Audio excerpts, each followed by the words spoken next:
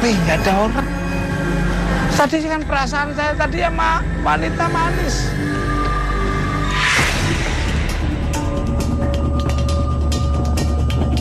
Anybody home?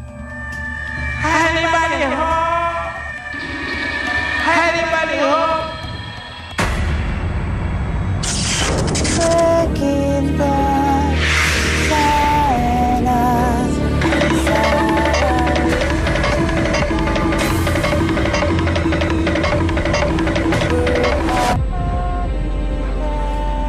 Pemirsa, sepertinya saya kenal dengan suara-suara ini. Siapa, Mas? Ini paling enggak ini sahabat saya nih, Pak Ijo kayaknya.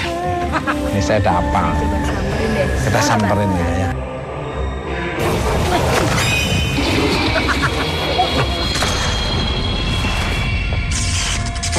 Kok hilang? Tadi kayaknya perasaan saya ada. Mungkin penglihatan saya yang Pendengaran.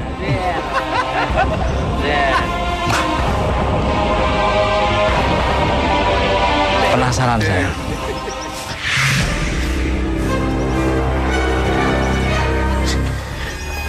Perasaan saya tadi di sini gini.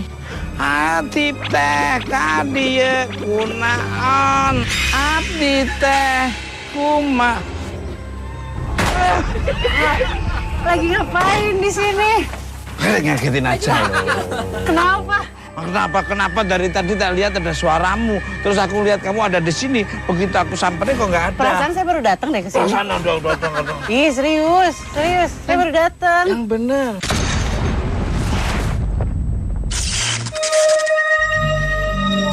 Emang sengaja kesini? Iya, kesini. Terus kan dengar-dengar katanya di sini memang mitosnya ini selain tempatnya eksotis, kata Mas Tukul, ini juga bersejarah sih. Wow, Iya. ternyata ada satu peninggalan-peninggalan yang sangat luar biasa yang baru ditemukan baru-baru ini oleh masyarakat yang tanpa sengaja dia dengan memotong-motong rumput terus menemukan sesuatu. Nemu sesuatu kan, iya. Saya juga penasaran banget Mas sama kehidupan malam di pulau ini. Wow. Nah, pemirsa Mister Tukul jalan-jalan dimanapun Anda berada dari dunia nyata maupun dunia gaib di seluruh alam semesta yang indah ini. Ketemu lagi bersama saya Tukul Arwana dan Risa Saraswati. Dan saya berada di Pulau Basing, Tanjung Pinang, Kepulauan Riau. Konon ceritanya pulau ini dulunya digunakan Belanda untuk mengasingkan orang-orang yang dianggap menentang Belanda. Waduh. Di Perang Riau ya. Tadi Mas Tukul dengar suara-suara nyanyian apa? Itu tadi. Abi teh ayeuna. Abi teh ayeuna. Kalau sahabat-sahabat kecil saya suka banget kebetulan sama lagu seperti itu. Kita bisa nyanyiin kali ya di sini Mas. Siapa tahu memang beneran ada hantu Belanda atau apa gitu. Tapi di energi sebelah kanan ini sangat kuat sekali nih kayaknya. Ya. Kan konon katanya ini benteng peninggalan Belanda. Tapi dari tadi saya keliling-keliling sini kok kayaknya nggak lihat gitu sosok Belanda. Ya, mungkin Mbak Risa bisa mencari energi yang ada ke Belanda-Belandaan itu di sebelah mana, Mbak? Minta informasi kepada teman-temannya Risa.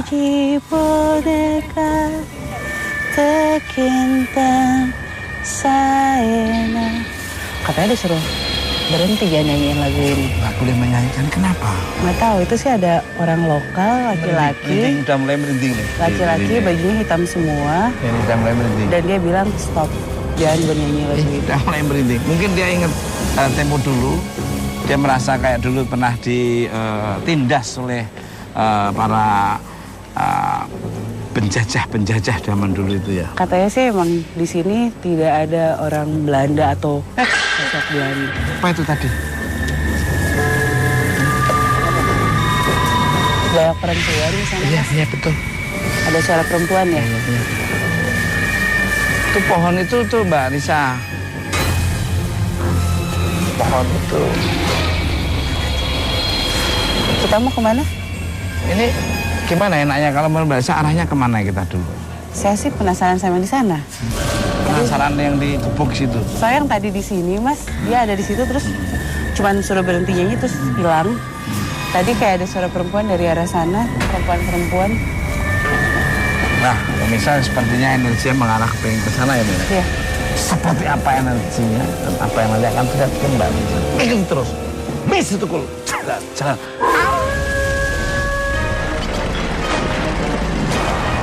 Lebih dari 350 tahun Belanda menjajah tanah air dengan mendirikan pemerintahan Hindia Belanda. Kedatangan Belanda berawal pada 20 Maret 1602. VOC yang merupakan sebuah badan perdagangan atau perusahaan dengan hak monopoli terhadap perdagangan di wilayah Asia. VOC yang berkedudukan di Batavia disebut sebagai perusahaan Hindia Timur untuk menyaingi perusahaan yang didirikan oleh Inggris.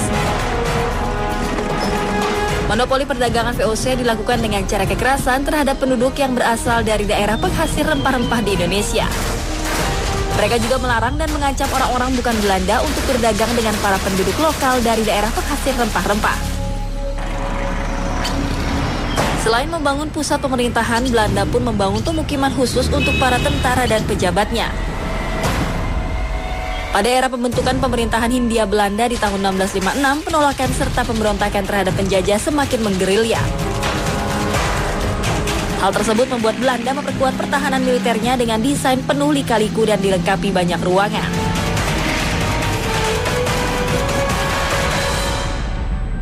Hingga kini kita masih bisa melihat jejak kekayaan era kolonial dalam wujud arsitektural yang kini banyak kosong, terbengkalai, dan juga angker. Salah satunya adalah benteng Belanda Pulau Basing, Tanjung Pinang. Saat Anda sampai di pulau kosong ini, akan terlihat kerangka bangunan Belanda yang masih berdiri kokoh mengelilingi Pulau Basing. Sayangnya, sampai sekarang keberadaan benteng ini belum pernah diteliti secara mendalam. Konon hal tersebut karena keangkeran Pulau Basing yang selalu menghantui pengunjung serta penduduk sekitar. Orang-orang yang mempertahankan benteng ini itu dianjurkan untuk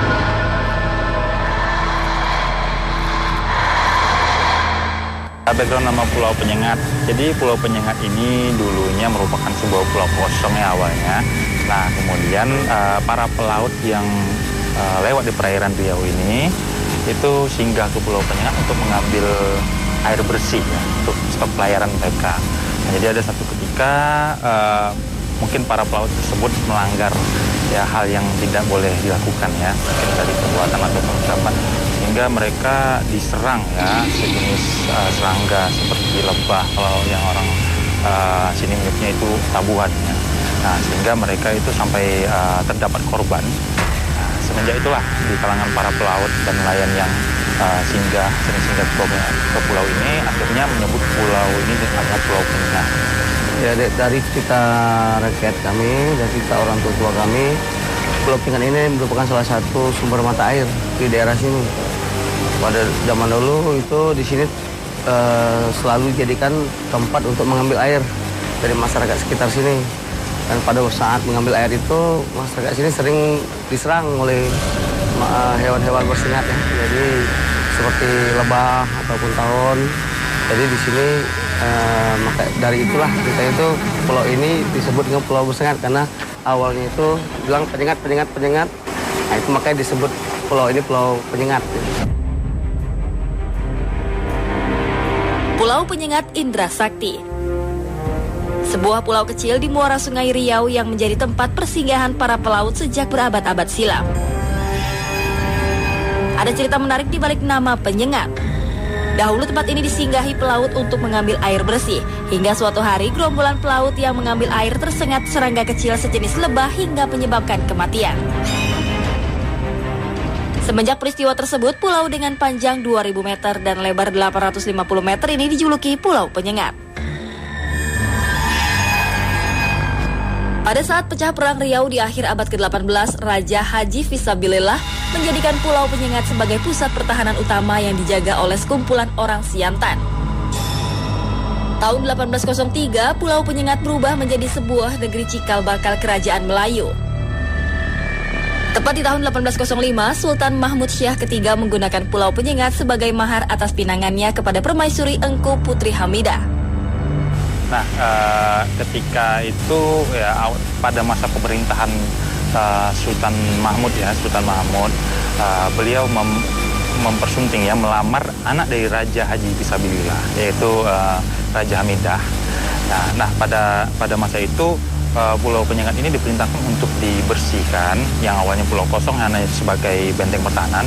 Nah setelah itu dijadikan seperti hadiah ya, dihadiahkan kepada Engku Putri untuk dijadikan tempat tinggalnya. Nah jadi Pulau Penyengat ini identik dengan pulau mas kawinnya dari pernikahan Sultan Mahmud dengan Engku Putri Raja Hamidah. Tepat di tahun 1900, pulau ini terkenal sebagai pusat pemerintahan, adat istiadat, agama Islam dan juga kebudayaan Melayu. Kejayaan kerajaan Melayu berakhir pada masa kepemimpinan Sultan Abdurrahman Muazzam Shah yang hijrah ke Singapura karena tidak mau bekerja sama dengan Belanda.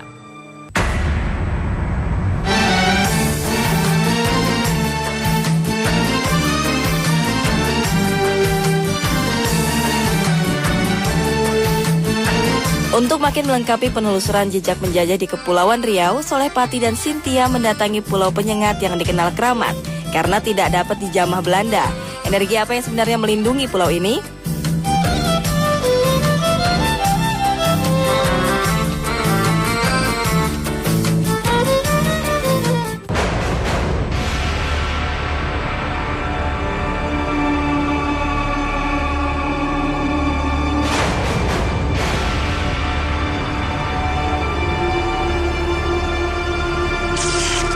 Jadi ini dia nih Kang, Benteng Bukit Kursi. Jadi ini benteng pertahanan buatan orang Riau pada saat pecah perang Belanda Riau pada tahun 1782 sampai 1784. Kalau misalnya benteng itu biasanya buatan bangsa Eropa ya. Nah, tapi ini buatan orang Indonesia loh. Iya. Kita mendekat ini kayaknya ada energinya sangat kuat. Luar biasa, ke situ aja ya.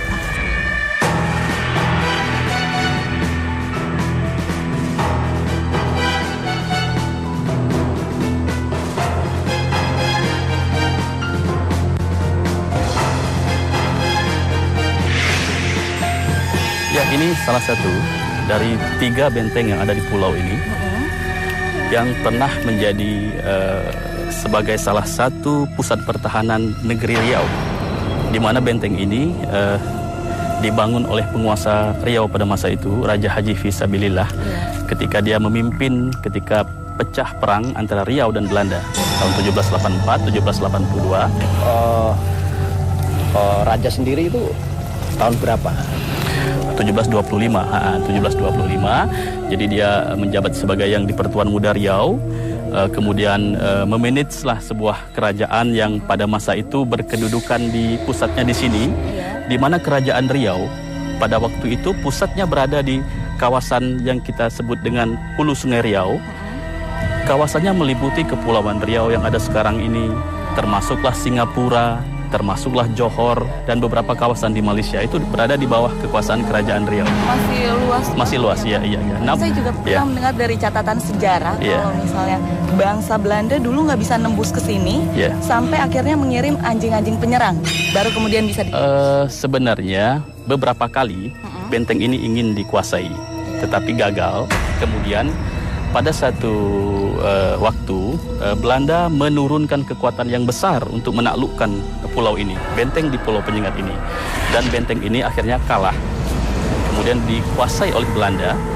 Kemudian orang-orang yang menjadi penjaga di benteng ini kemudian dikejar oleh Belanda menggunakan anjing. Kemudian orang-orang itu ya banyak yang kemudian ditangkap dan dibunuh oleh Belanda. Itu menurut teks-teks sejarah yang kita baca, yang ditulis oleh orang Riau sendiri dan juga yang ditulis oleh orang Belanda. Kalau menurut penerawangan Kang Soleh gimana kisah yang barusan disampaikan oleh Bapak? Memang saya lihat dari residu energi itu kekuatannya sangat luar biasa. Ketika beliau Raja Haji Fisabilillah tadi mendirikan benteng, itu bukan hanya manusia saja yang membangun, Pak. Jadi ada kekuatan spiritual yang memang dibangun di situ. Ditanam, ada yang membantu, termasuk jin-jin Muslim yang memang cerah. Begitu ya. Dan juga kita kenal benteng ini namanya Benteng Bukit Kursi.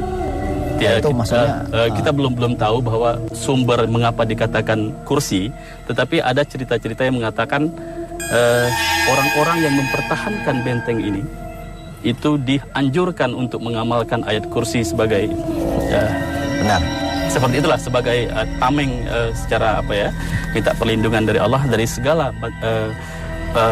gangguan-gangguan termasuk yang dilakukan oleh orang-orang Belanda. Gimana Pak bentengnya, bisa kita silakan. melihat aja? Ya, silakan. Ayo. Oke, yuk.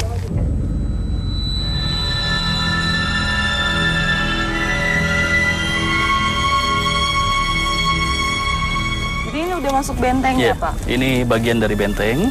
Ini kubu-kubunya, kubu pertahanannya. Nah, sedangkan bagian bentengnya ini bagian benteng yang sampai ke bukit yang ujung itu. Sebenarnya saya tadi pas lihat masuk cantik bentukannya. Berarti ini saya penasaran nih Pak, ini parit atau apa? Ya, ini parit. Sebenarnya satu teknologi yang sudah cukup modern pada zamannya karena mengambil gaya Portugis. Ini benteng yang mengambil gaya Portugis dalam pembangunannya karena Portugis itu banyak menggunakan parit-parit sebagai seperti berarti itu. Arsitekturnya dari Portugis. Oh enggak. Iya, gaya Portugis ya. saja. Ini kan ada 3 benteng itu Pak. Iya. Memang semua seperti ada parit semua. Seperti ini, berparit-parit semua. Dan dulunya menurut catatan sejarah di benteng ini dilengkapi dengan 90 pucuk meriam. Meriam yang besar. Seperti di ujung sana. Ya, 90 pucuk. Ya, kemudian ketika setiap sudut itu setiap sudut. Ya, sekarang hanya tinggal berapa buah saja. Sepertinya ada energi yang sangat kuat ini mengarah ke tengah. Ya. Boleh saya penasaran ke sana? Ya, insya Allah. Boleh, mari. Yuk, silakan.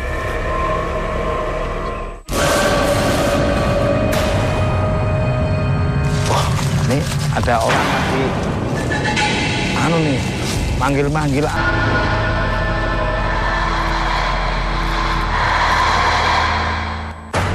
Mbak Risa, ini pohon bisa seperti ini gimana sejarahnya? Mungkin Mbak Risa bisa meresidual energi ini. Mungkin ini salah satu pohon yang paling tua yang ada di sini kali ya Mas ya. Pohon paling tua di sini. Jadi sebenarnya kalau sekarang saya kayak kurang melihat banyak sekali kecuali tadi ya ada suara-suara perempuan. Cuman tapi di sini tuh nggak ada suara. Itu siapa tuh? Itu apa Mbak? Ini berinding. Ini apa Mbak Rita? Ada. Mungkin lagi diomongin jangan berisik atau gimana ya Mbak Risa ya? Iya di sini tuh sebenarnya ada kehidupan Mas kalau malam-malam lebih-lebihnya. Kalau sekarang mungkin tidak semuanya bermunculan tapi memang di daerah sini kebanyakan perempuan ya. Oh, ya hangat badan saya hangat. Tapi ada diomongin nggak mau. Perempuan tapi badannya nggak proporsinya nggak seperti perempuan gitu, aneh gitu bentuknya, tinggi terus maaf kayak payudaranya panjang gitu terus. Aduh, kalau di Jawa namanya wewe gombel. Seperti itu, hampir seperti itu, bentuknya aneh sekali. Cuman ngapain biasanya dia? Lagi ngapain dia? Dia sekarang ngumpet di belakang situ ada satu. Ada satu di belakang situ kayak apa ya, kayak cekikikan gitu Mas. Cekikikan. Merinding. Anget. Apa itu? Kita lihat. Kita itu kok ada suara-suara teriak-teriak apa? Atau mungkin cari tahu apa beliaunya kok ada di sini gimana? Kayak semacam ancaman gitu ya bahasanya sih. Tapi masih bisa mengerti sedikit Melayu gitu kedengarannya. Dia bilang sekarang mungkin cuma ada saya tapi nanti tunggu sambil cekikan gitu Mas. Mungkin ada sesuatu yang dituakan sama dia gitu yang nanti mungkin akan datang.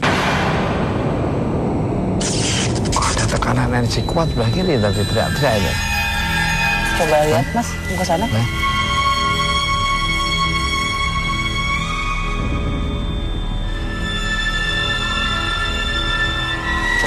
Ini ada orang lagi manggil-manggil apa ini kayaknya. Duh. Wah, ini yang kadang-kadang.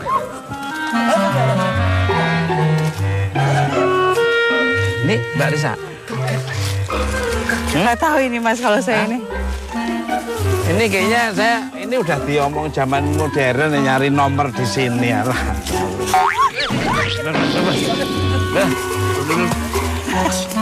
Apa-apaan kok pakai tendang-tendangan? Oh apa-apa. Pengen juga. Pengen kaya ya kerja. Pengen kaya. Ini maksudnya pada ngapain nih di sini? Ini lagi muja pengen ngambil harta karun kok diganggu. Ada bang bosnya kerja malah kamu cengenges di sini. Oh, ini ngapain nih? Kamu kerja. Gak mau, aku gak mau, pokoknya aku mau di sini. Ya. Wani piro. Tapi mungkin mereka itu memang dengar rumor tentang tempat ini kali, Mas. Karena memang konon katanya di tempat ini banyak sekali orang-orang datang untuk mencari harta karun. Oh begitu. Mungkin pasti dia udah dapat bocoran ya. Iya. Jadi memang banyak disalahgunakan mungkin ya. Nah kita kan juga akan menguak dan menggali apakah di sini banyak juga harta karun yang dulunya peninggalan para penjejak. Gimana Mbak Lisa? Mungkin energi mana lagi yang mungkin harus kita terus? Di tempat ini sih. Masuk sini ya? Mas? Ini ya kayaknya ya. Ini dulunya apa ya Mbak Lisa? Ini sih kayaknya pernah dipakai atau dibangun oleh manusia sih. Dibangun oleh seseorang, mungkin orang-orang yang memang datang ke sini untuk mencari sesuatu gitu dan ditinggalkan begitu saja. Tapi kalau siang-siang gini kan lihatnya kosong, tapi begitu malam sedikit setelah matahari terbenam, mereka yang banyak yang di sini pada duduk-duduk. Banyak aktivitas di sini Mas. Ya itu perempuan-perempuan tadi. Penasaran? Pemirsa, sosok wanita penunggu gubuk ini menarik perhatian Risa untuk melihat lebih jauh ke dalam gubuk. Di situ ada perempuan. Di situ ada perempuan, Di situ ada perempuan. Bentuknya sama kayak yang tadi saya lihat di sana. Cuman kayak lebih ini sih pakai sesuatu gitu dan lagi gimana sejarah yang sebenarnya itu gimana nih ini tempat ini Mbak Risa? Mungkin flashbacknya dulu nih. Kelihatannya sih memang awalnya memang pulau kosong. Terus ada beberapa orang, saya sih ngeliatnya berganti-ganti orang gitu, berganti-ganti komunitas. Kedengeran. Sosok penunggu gubuk ini tidak hanya mengganggu Risa, Mr. Tukul pun diganggu dengan sosok wanita ini. Ya ini kan namanya pulau kosong gitu Mas, nggak ada penduduknya gitu. Cuman melihatnya sih memang beberapa komunitas mungkin dulu penjajah, terus udah gitu ada beberapa orang yang terlihat mukanya sangat Indonesia gitu berkumpul di pulau ini. Terus yang terakhir nggak tahu, saya ngelihat ada beberapa orang juga yang berusaha mencari sesuatu yang mungkin ada di pulau ini gitu, yang ada sesuatu yang mereka cari.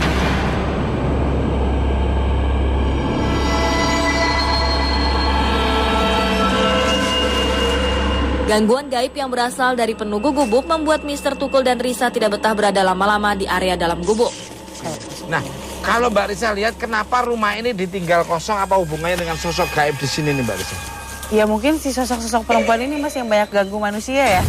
Jadi kayak menekan supaya manusianya itu nggak kerasan di sini tuh ya? Iya, mereka udah nggak bisa ke tempat sana karena udah terlalu banyak manusia. Terus di sini udah nyaman buat mereka, tapi masih aja ada orang-orang yang mengganggu gitu kemari, dan itu yang buat mereka nggak suka. Loh, goncangannya tuh pohonnya makin kencang.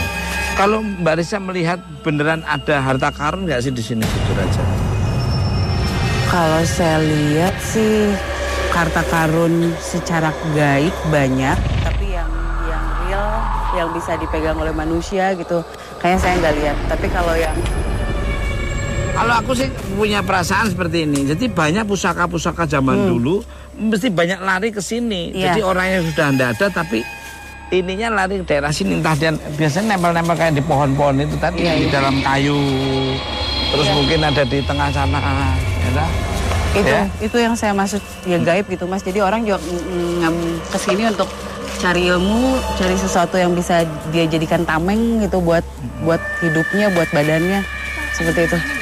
Konon juga Mas katanya di sini dulu tuh memang tempat pengasingan untuk tawanan-tawanan penjajah Belanda gitu. Iya, dan biasanya yang diasingkan yang melawan Belanda iya, gitu. Dan biasanya yang diasingkan kan orang-orang yang punya kesaktian ya Mas. Pasti. Ya. Iya, mungkin pada saat ada beberapa di sini yang akhirnya wafat di sini, ilmunya juga banyak turun di sini. Nah, pemirsa Mr. Tukul jalan dimanapun Anda berada dari dunia nyata maupun kayak di seluruh semesta yang ini. Indah ini. saya dan Mbak Risa akan menelusuri lagi di Pulau Basing yang sangat luar biasa ini. Apa yang akan terlihat lagi dan apa yang akan divisualkan oleh kanvas lukisan oleh Kang Sonapati. Itu terus. Misa Tukul, jalan. Itu ya di itu ya. Ya, di antara pohon-pohon itu. Iya, di pohon itu bener. Ada sesuatu yang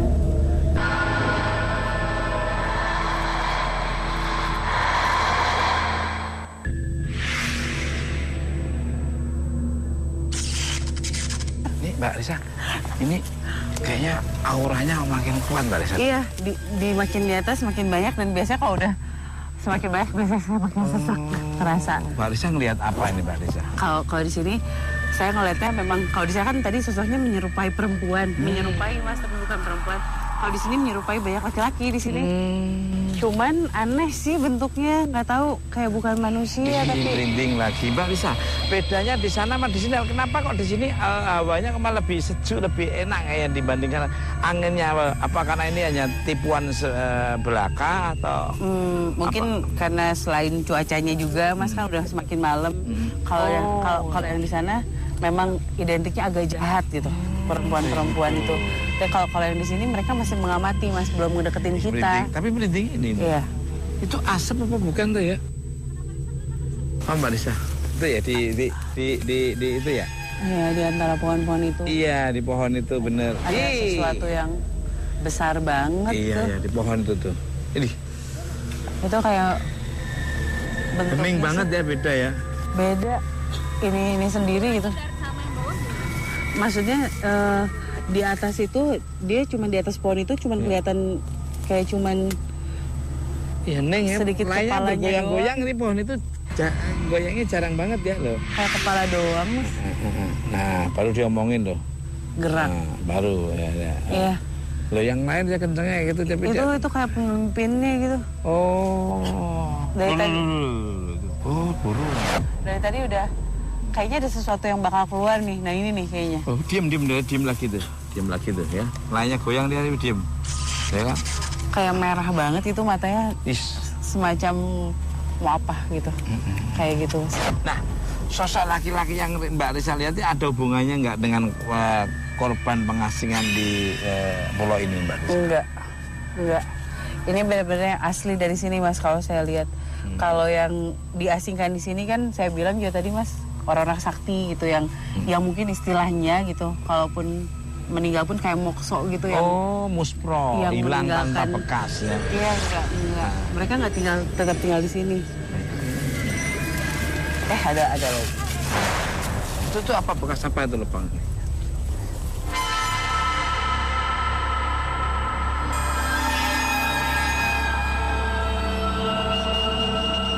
Kayak peninggalan orang-orang yang pernah ada di sini ya. Angkat, panas. Di sini panas apa Mbak Risa? Gitu ya. Tadi Mas Tukul kayak ngajak buat ngedeketin mereka sih. Sekarang kita ada di antara mereka. Panas. Ya. Ini sih. Ya. Lah, tuh. Nah, ini. Assalamualaikum. Waalaikumsalam. Nah, ini ada. Enggak, Pak. Alhamdulillah. Mas. Iya. Lupa saya namanya. Mas Kampret. Sepertinya saya sudah pernah kenal. Iya. Tukul, Pak. Mas Tukul. Iya. Ini Mbak Risa. Menurut orang-orang ini, Pak, nih, saya penasaran cerita apa yang ada yang pulau ini. Apa bener nih pulau ini jadi tempat pengasingan nih dulunya? Oh iya. Itu memang ada juga cerita seperti itu. Sejarah yang ditinggalkannya ada. Oh iya. Jadi pulau ini memang pulau yang penuh sejarah juga. Jadi peraturan dari pemerintah Kesultanan Riau Lingga tidak boleh orang-orang itu membangun tempat minum-minum, tempat seperti cottage, seperti apa di daerah Bintan. Oleh karena itu, Raja waktu itu, Sultan waktu itu memerintahkan membangunnya harus di daerah jauh. Nah, pulau inilah jadi tempatnya. Nah, itu di zaman Belanda. Iya. Nah, kemudian, di zaman Jepang. Apa itu Mbak Risa? Itu apa itu? Nah ini sebagai tempat pembuangan orang-orang pada zaman Jepang. Kalau orang yang tidak mau disuruh kerja paksa, disuruh jadi tentara, kempetai dan sebagainya, mereka itu dibuang ke sini. Oh, dibuang tuh udah dibunuh atau masih? Tidak. Mereka diasingkan di sini. Diasingkan. Nah tentunya dalam pengasingan itu ada yang mati dan ada yang dibunuh dan sebagainya. Dan kalau kita lihat itu tadi kan banyak sekali botol-botol sake orang Jepang. Oh, ada itu. Ya. Jadi memang kalau yang di sini orang-orang Belanda itu memang bukan mereka yang bikin tempat pengasingan ini gitu. Oh bukan. Jadi Belanda dulunya untuk tempat senang-senang. Gembira-gembira. Nah begitu Jepang masuk, Jepang merubahnya jadi tempat pengasingan. Oh begitu, beda. Itu ceritanya dari masyarakat. Sebab cerita ini juga dari mulut ke mulut. Nah sekarang residualnya dulu ini sama yang tadi. Pantas tadi kan menurut gosip kan katanya di sini ada benteng Belanda atau apa, tapi sejak saya menginjakan kaki di sini kok kayaknya nggak pernah lihat satupun hantu Belanda gitu atau apa gitu. Memang kebanyakan sih kelihatannya lokal gitu Mas di sini dan makhluk-makhluk yang memang menjadi penghuni pulau ini. Kalau Pak Safarudin tadi, Pak Safarudin pernah ngelihat apa atau warga pernah melihat juga apa ini di sini? Oh, kalau cerita warga cukup banyak di sini. Apa aja Mas? Aduh merinding juga rasanya nih ya.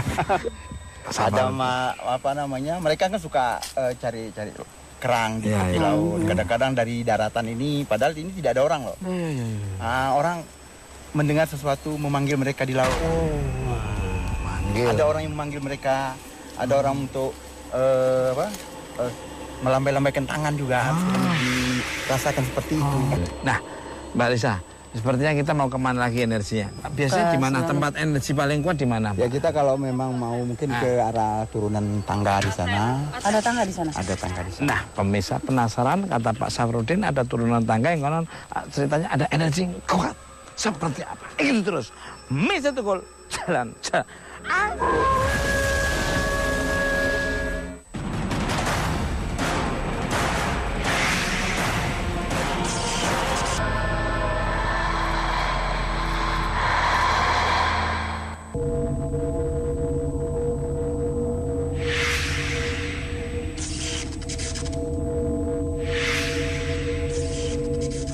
Penulisan lebih lanjut saya boleh panggil teman saya Mas Ahmad. Ya, silakan.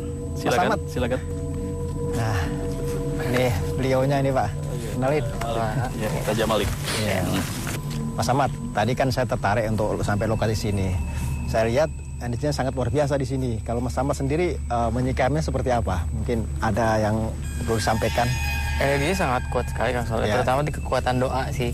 Mungkin yang tadi sempat dengar dari ayat kursi tersebut, memang pada saat datang juga seperti ada doa-doa khusus yang dilafalkan di sini. Dari kekuatan doa itu bisa mengelabui lawan, jadi kayak ada kabut atau apa, jadi tertutup gitu, membentengi dari segi. Ya mungkin ada ditambahin lagi Mas Ahmad ketika baca ayat kursi yang menjadikan sesuatu amalan sebagai pembenteng itu. Iya, karena yang saya lihat sih banyak parit-parit juga, jadi membuat bentengnya banyak tertutup. Jadi selain tertutup oleh parit-parit juga tertutup oleh kekuatan doa itu Kang Soleh.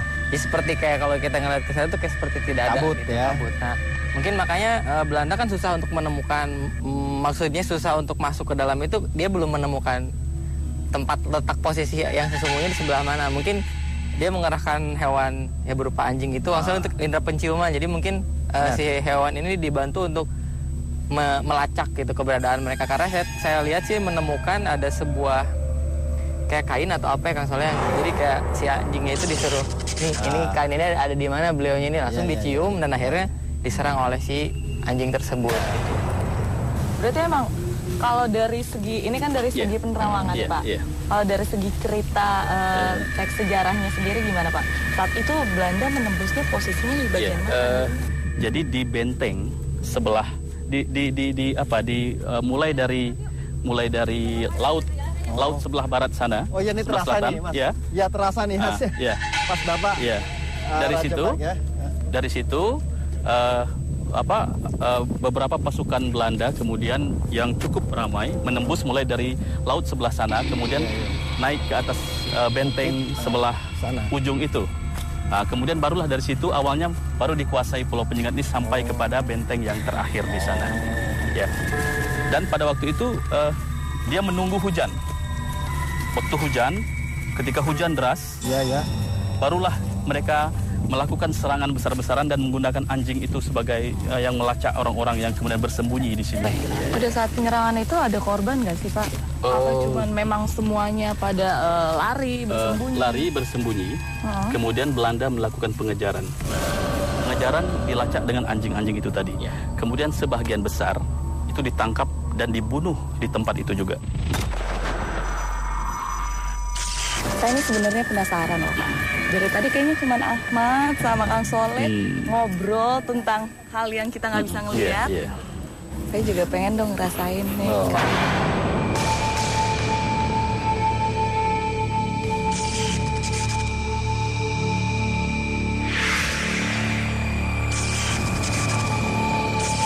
Pemirsa, dengan dibantu Ahmad dan Soehpati, Cynthia mencoba untuk merasakan energi yang ada dalam benteng Bukit Kursi.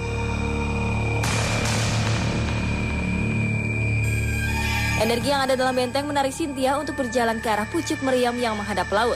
Ada apa sebenarnya?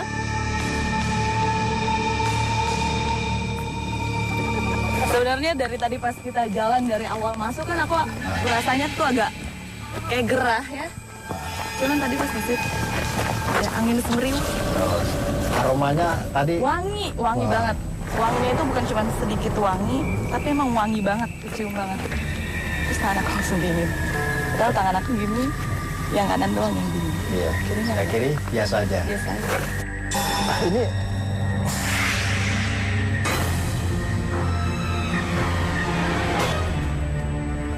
tolong kru ya siapin kanvas, soalnya ini ada energi yang sangat mendominan masuk ke relung hati saya untuk memvisualkan. Ini saya masih bayangan sangat tertutup, tapi saya coba untuk komunikasi dan untuk bisa melukiskan sosok yang dominan di sini. Oke pemirsa, ikuti terus Mr. Tukul jalan-jalan.